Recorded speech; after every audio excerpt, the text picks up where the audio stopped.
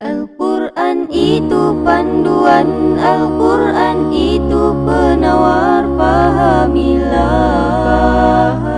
hayatilah, jadikan ia amalan seharian hidup kita, agar diberkati Tuhan. Janganlah kita lupakan, janganlah kita lupakan.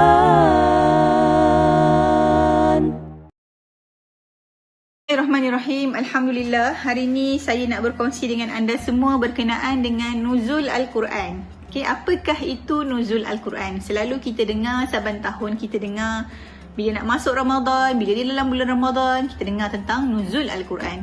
Apakah itu nuzul Al-Quran? Nuzul tu adalah turun.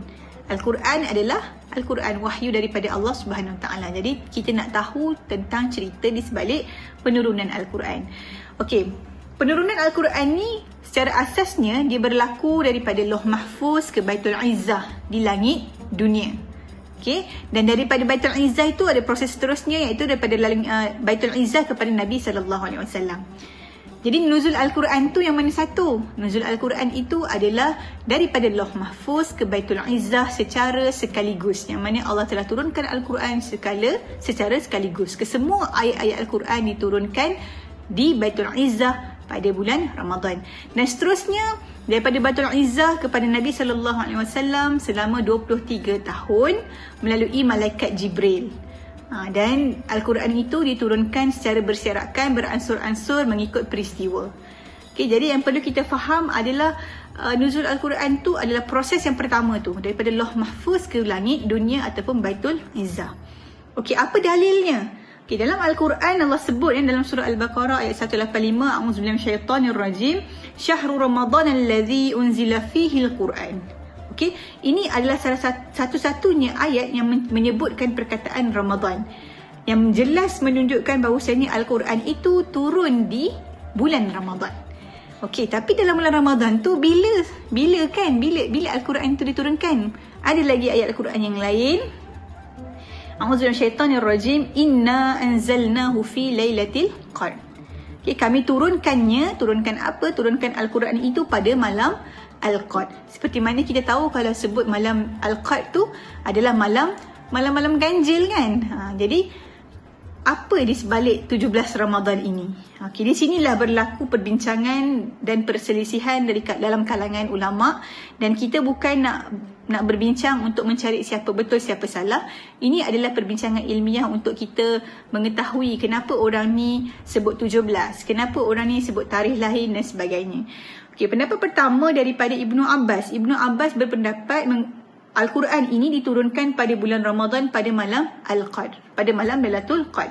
Sebabnya Ibnu Abbas menggunakan dalil inna anzalnahu fi lailatul qadr. Betul Al-Quran itu turun pada bulan Ramadan, tapi bila? Pada malam Al-Qadr. Okey, dan Allah turunkan Al-Quran itu daripada Lauh Mahfuz ke Baitul Izzah secara sekaligus. Bukan yang dimaksudkan nuzul Al-Quran tu turun pada Nabi. Bukan. Yang dimaksudkan adalah daripada Lauh Mahfuz ke Baitul Izzah. Yang kedua, ada juga pandangan lain yang menyatakan tentang ayat pertama yang diturunkan kepada Nabi SAW, iaitu ayat 1 hingga 5 dalam surah Al-Alaq. Ayat Iqra' bismi rabbikal ladzi khalaq hingga akhir ayat tu, hingga ayat kelima maksud saya, yang mana ayat ini, 5 ayat pertama ini diturunkan kepada Nabi di Gua Hira. Okey, ulama mengatakan turun di Gua Hira pada bulan Ramadan, tetapi ulama berbeza pandangan pada tarikh bila. Okey, yang pertama Ibnu Katsir kata Al-Quran itu turun pada 17 Ramadan. Itu yang diguna pakaikan di negara kita kan, di Malaysia, mengambil pandangan daripada Ibnu Katsir. Ibnu Katsir kata 17 Ramadan. Maka salah ke? Tak salah. Kita boleh terima. Dan yang kedua, ada juga pandangan yang mengatakan pada 24 Ramadan. Okey, pandangan ini pun ada dalilnya. Dan yang ketiga, pandangan daripada Al-Mubarakfuri mengatakan bahawasanya Al-Quran ini turun pada 21 Ramadan. Jadi ada banyak pandangan. Ada kata 17, ada kata 24, ada kata 21. Jadi Yang kata 17 pun tak salah, yang kata 24 tak salah, yang kata 21 pun tak salah. Kita terima. Cuma sebenarnya dalam syariat ini tiadalah ibadah khusus ataupun perayaan khusus untuk menyambut nuzul Al-Quran. Tak ada. Tidak diajarkan di dalam agama. Cuma ini adalah peristiwa yang sejarah yang kita nak tahulah bagaimana boleh jadinya 17 Ramadan. Disebabkan ada ulama mengatakan malam tu adalah malam 17 Ramadan. Okey, kita bukan nak bergaduh juga tentang bila Al-Quran ini turun. Tapi bila kita bercakap tentang Al-Quran, yang lebih utama adalah interaksi kita dengan Al-Quran. Bagaimana kita berinteraksi dengan Al-Quran. Okey, lihat balik, kita muhasabah balik diri kita. Bagaimana kita berinteraksi dengan Al-Quran. Sepatutnya yang pertama adalah dengan kita baca Al-Quran tu. Okay, dalam surah Al-Ankabut ayat 45, Utlu ma uhiya ilaika minal kitab.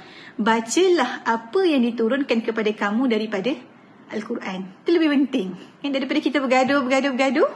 Tapi kita ambillah pendekatan mengamalkan, membaca Al-Quran itu lebih utama. Dan yang kedua, tadabbur. Dalam surah Al-Nisa ayat 82. Afala yatadabbaruna Al-Quran. Tidakkah, tak mahukah kamu ni untuk mentadabbur Al-Quran? Allah sebut dalam Al-Quran, Allah tanya lagi kepada manusia, tak nak ke tadabbur Al-Quran? Nah, dan yang ketiga, yang paling penting, kemuncak daripada amal kita adalah beramal dengan Al-Quran. Kita nak buat apa yang Allah suruh semuanya di dalam Al-Quran, dan kita nak tinggalkan semua yang Allah larang. Mudah-mudahan semoga Ramadan kali ini merangsang kita untuk terus membaca Al-Quran dan beramal dengannya. Dan semoga Allah redha dengan kita semua dan menempatkan kita di syurganya. Wallahu'alam.